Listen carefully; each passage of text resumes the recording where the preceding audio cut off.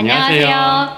반려동물과 함께하는 고품격의 부부방송 너와 더하다 수의사 정원장 안수의사 이 대표입니다. 반갑습니다. 반갑습니다. 네.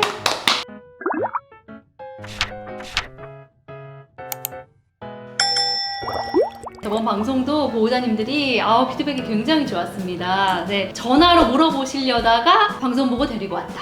네. 이러신 분들이 계셔서 굉장히 뿌듯하고 너무 좋았습니다.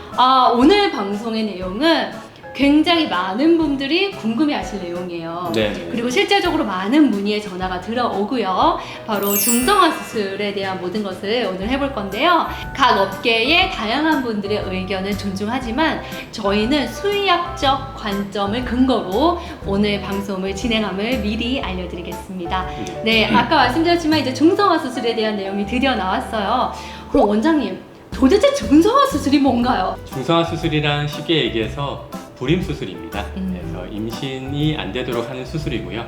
남자애 같은 경우는 보안을, 그리고 여자애 같은 경우는 난소와 자궁을 제거하는 수술이 되겠습니다. 그러면 그 중성화 수술에 혹시 적합한 시기가 있을까요?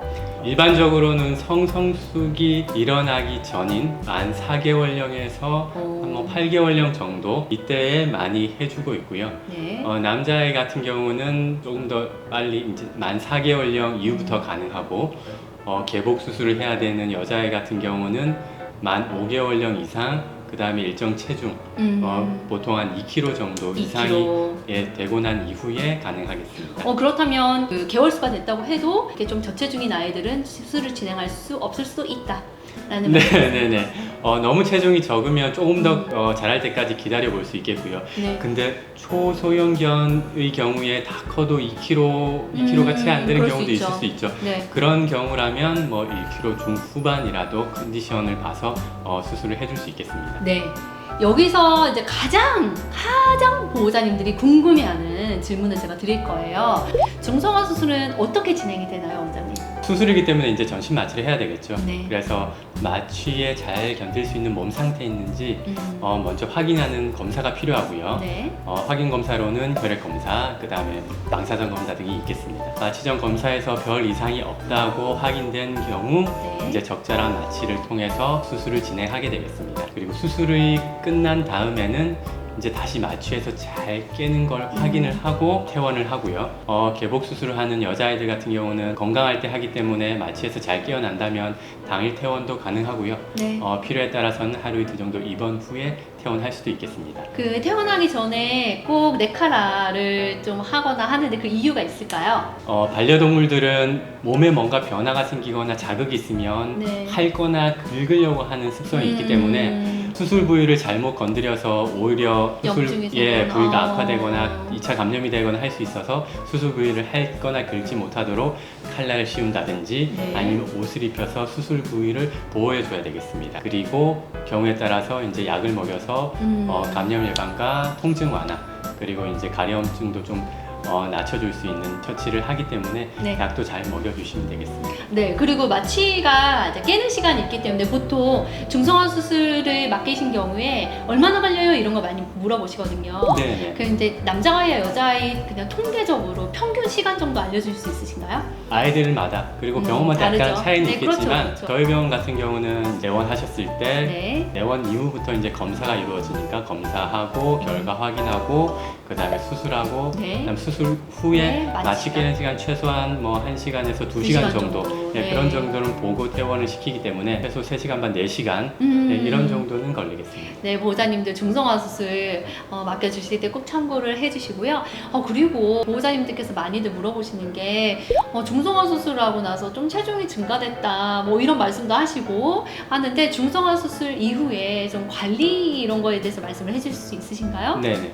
중성화 수술하고 나서 회복이 된 이후에 예. 사료 먹는 양이 증가하지 않아도 똑같이 먹어도 체중이 더 늘어날 수 있어요. 오. 물론 이제 성장 중인 경우는 자연스레 체중이 늘고 몸집도 커지겠지만 그런 경우가 아니고 다 컸는데도 불구하고 체중만 계속 늘어난다. 네. 그런 경우는 이제 살이 찌는 거기 때문에 중성화 수술 후에 먹는 사료가 따로 있기도 해요. 네네. 그래서 그런 사료로 바꿔주시든지 아니면 저칼로리 사료로 바꿔서 체중 관리를 해주시는 게 좋겠습니다. 네, 사람과 마찬가지로 반려동물 등도 비만이 만병의 근원이더라고요. 네. 네, 그래서 체중 관리 잘 해주시는 게 좋고요.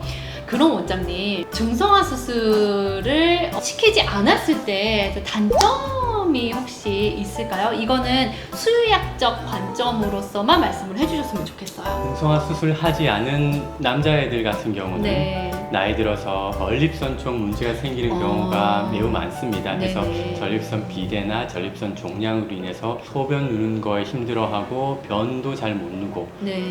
그런 증상이 나타날 수 있겠고요. 고환에 대한 문제, 그래서 음. 고환 종양이라든지 잠복 고환도 종종 있거든요. 맞아요.腹강 내에서 정상적인 위치로 나오지 못하고 잠복해 있는 경우라면 고환 종양의 가능성이 조금 더 높다고 볼 수 있겠습니다. 그럼 원장님 생식기도 그렇지만 학문 쪽으로도 또 좀 발전이 될 수 있다라는 것도 맞나요? 나이가 들어서 항문 주위에 종양이 생기는 경우, 어, 그리고 항문 주위에 탈장이 생기는 경우도 종종 있을 수 있겠습니다. 여자아이 같은 경우는 주로 우리가 많이 보는 이제 자궁 축농증, 그래서 자궁에 대한 문제가 많이 자궁에 농이 찼다는 말이죠? 네네 맞습니다. 그래서 배가 불러오거나 외음부 쪽에서 농이 새어 나오거나 네. 그런 증상이 나타날 수 있겠고요. 그리고 이제 난소의 문제, 자궁과 난소의 문제가 생길 수 있고, 그리고 또 한 가지 이제 유선 종양. 네. 예, 유선에 혹이 생겨서 이게 종양이 되는 경우 흔히 볼 수 있겠습니다. 저희는 이제 수의학적 관점으로 근거를 대다 보니 질환 쪽으로 좀 단점을 말씀드릴 수밖에 없었던 것 같아요. 그러면 이제 이쯤 되면 보호자님들, 구독자님들이 네. 이제 궁금해요. 네. 그래서 하라는 거예요? 말라는 거예요? 중성화 수술, 그쵸? 원장님, 네. 답을 좀 해주시죠. 해야 돼요? 말아야 돼요? 물론 보호자분들이 우리 애기 너무 이뻐서 이세를 가지고 싶다. 네. 그런 경우라면 뭐 출산을 하게 할 수 있겠지만 특히 그런 계획이 없으신 분도 있겠죠. 저희가 말씀드리는 부분은 수의학적으로 혹시 생길 수 있는 그런 질환들 이런 부분들을 있으니까 중성화 수술로서 예방을 해줄 수 있다 안내를 해드리는 부분이고요. 네. 결국에는 결정은 이제 보호자분들이 하시는 게 맞겠습니다. 네, 저희는 보호자님들의 선택에 있어서 이런 정보를 제공을 해드리고 어떤 선택을 하느냐에 따라서 후회 없이 보호자님들이 선택을 하실 수 있도록 도와드리는 거지, 저희가 해요 말아요 라고 말씀드리는 것은 조금 어렵다라고 이렇게 말씀을 해주셨습니다. 오늘 보호자님들 되게 좋아하셨을 것 같아요. 네, 아직 중성화 수술을 하지 않은 분들, 또 했던 분들, 그런 분들께 모두 도움이 되는 영상이었던 것 같습니다. 네, 오늘도 말씀 너무 감사했습니다, 원장님. 네. 네, 그럼 오늘은 여기서 마무리 한번 해볼까요? 네. 반려동물과 함께하는 고품격의 부부방송 너와 더하다 구독, 좋아요 많이 부탁드립니다.